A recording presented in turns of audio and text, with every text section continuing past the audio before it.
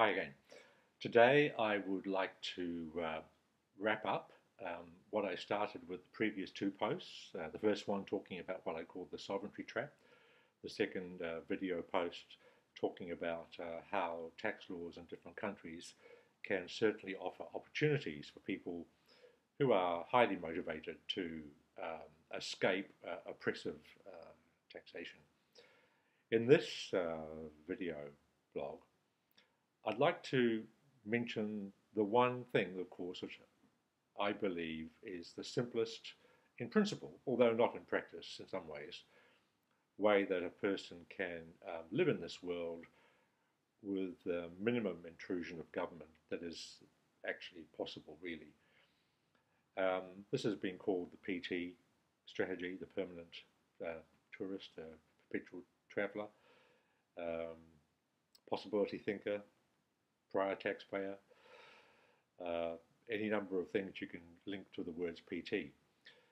And while the idea is very simple, it's not something many people do because of the emotional level or the emotional impact of having to follow through with the idea. But essentially it's this. Because right now we don't have a world government, we have individual countries, and individual countries have individual rules and laws, as I've already outlined. And one of those common rules is what we would probably refer to as how residency is defined. Because remember what I said is that the most common way of imposing an income tax is if you are a resident of a country. But obviously a lot of people in the country are not residents, including tourists. And many countries encourage tourism and make it easy for people to spend 3 months very easily. Sometimes, and not that difficult to extend that to 6 months. So if you're in a country as a tourist, then your status is you're not a resident and therefore you're not obliged to pay tax. But of course, as a tourist, if you were, for example, working online or any form of work which didn't require you to be at your own normal home or wherever you come from, then you could continue your work, as it were, as a tourist while perceivably on holiday. And this particular method of not being a tax resident is the simplest way and the only legal way that I'm aware of where you can live according to that style in the good knowledge that you're not breaking any laws, you don't have to look over your back, and you can use that basis as a way of travelling the world. Now, this comes back, of course, to the issue of some people say, well, that's all very good and well, but, I don't want to do that. And my answer to that is if you don't want to do that, that's fine.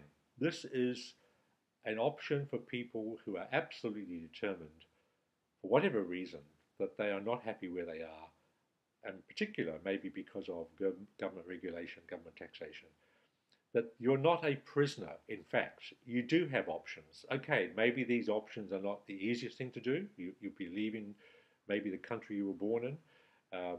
You would be on the move, not settle down.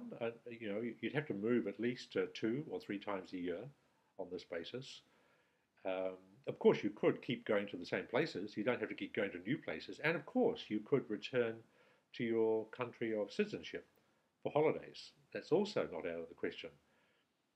So for people who have the freedom to move, which obviously would apply to single people, people, maybe older people who don't have family responsibilities anymore, and also couples, of course, ideal for couples.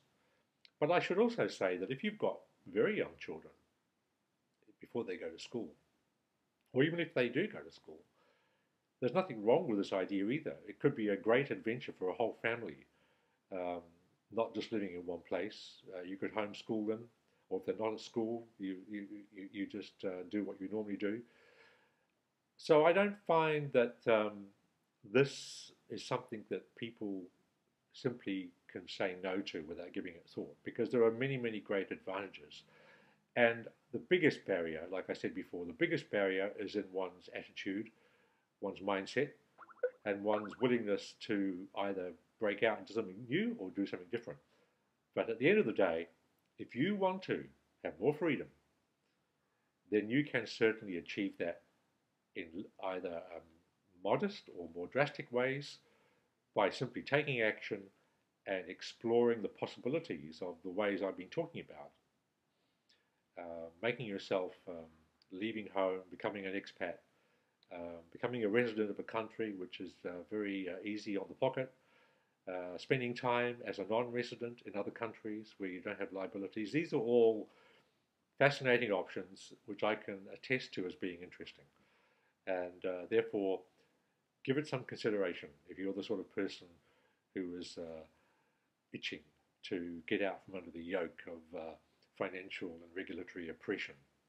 That's my thought for the day. So thanks for watching.